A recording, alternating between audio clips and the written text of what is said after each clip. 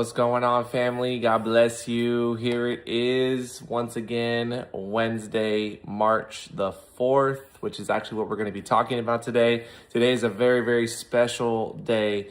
We will be celebrating Faith Chapel's 70-year anniversary on this Saturday, which is March the 7th. But did you know that the actual anniversary day is today, March the 4th? That was the day that the church was actually began by Troy Blair.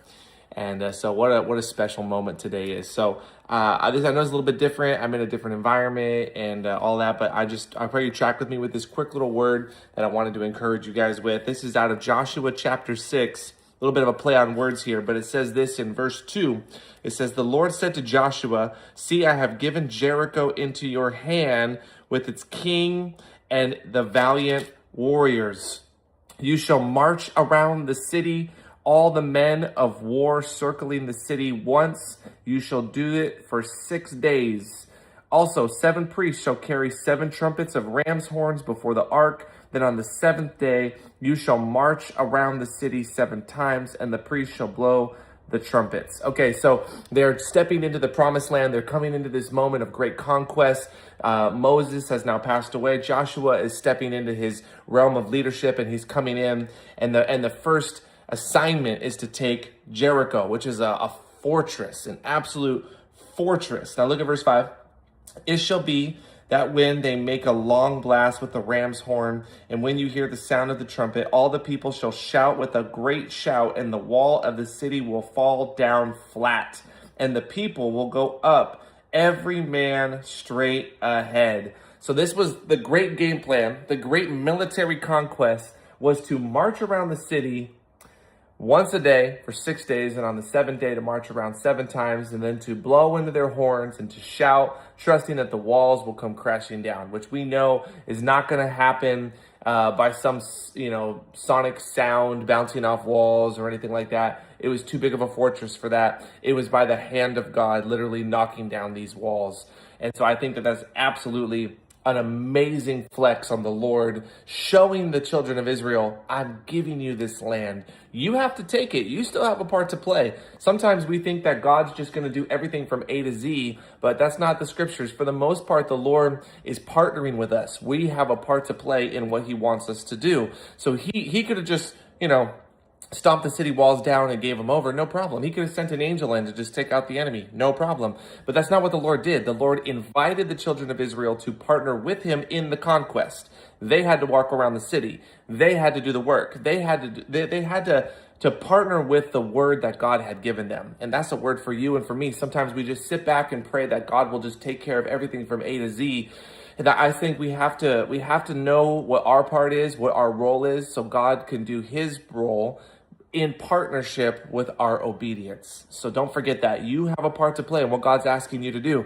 You might be crying out for provision to the Lord, and it's not that a gold brick is just going to land on your doorstep. And if that happens, awesome, use the gold brick. But for the most part, it'll be the Lord giving you an idea or opening up a door for a job or connecting some other kind of resource to you where you're going to have a part to play in the breakthrough. So this is just how it works. So let's read verse 6. It says, "Joshua the son of Nun called the priests and said to them, 'Take up the ark of the covenant,'" which is where the presence of the Lord dwelled with the children of Israel. "Let 7 priests carry 7 trumpets of ram's horns before the ark of the Lord."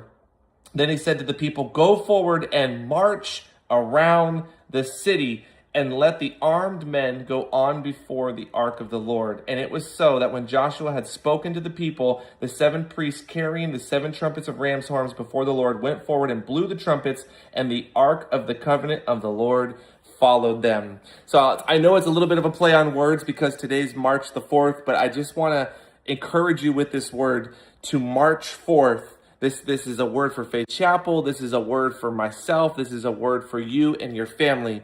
March forth. Recognize that we are in a battle. We're in a war, but we stand victorious because Christ is the victor.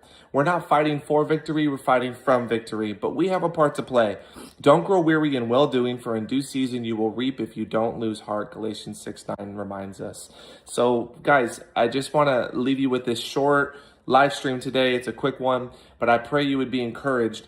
Don't give up. Whatever it is you're believing God for, stick a stake in the ground Put your heels, dig them deep into the dirt, grab hold of the promises of God upon your life, and trust that if you'll do what he's asking you to do, like according to these scriptures, the Lord will meet you in that place of obedience, and he will absolutely not fail you. As you know, for the rest of this story, they sure enough do everything that God had called them to do. And on the seventh day, it says this in verse 20, so the people shouted and the priests blew the trumpets. And when the people heard the sound of the trumpet, the people shouted with a great shout, and the wall fell down flat, so that the people went up into the city, every man straight ahead, and they took the city. Guys, what a beautiful story. It was God's way. He wanted them to do it his way, not their way, but his way. And as they were obedient, they partnered. The Lord absolutely met them there. What a marvelous and beautiful story. And he could do the same for you. Just get a word from God about what he's asking you to do, even if it's something very simple.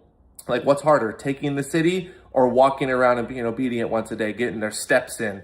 They just need to get their steps in, man. They just needed to be obedient with what God asked them to do. And as they did, God met them, the walls came crashing down, and not just the walls of Jericho, but the Lord really gave them the promised land, which he had promised way back before to Abraham. So what a beautiful, beautiful, beautiful story.